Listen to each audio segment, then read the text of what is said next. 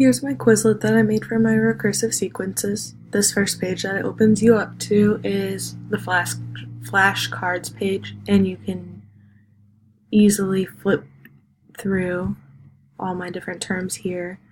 You can make it full screen and stuff if you want to.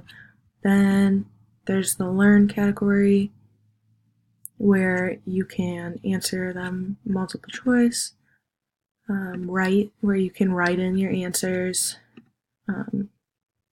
Spelling talks out loud, it can format it into a test for you. Match, where it's like a game and you have to put them all where they go. And another game, Gravity, which is just another way to learn it. And then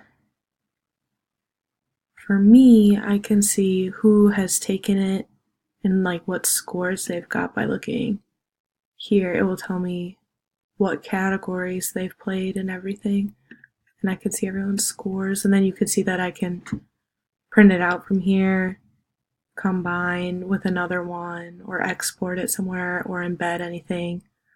I could also easily add it to another class or share it from here, like share the link or edit it.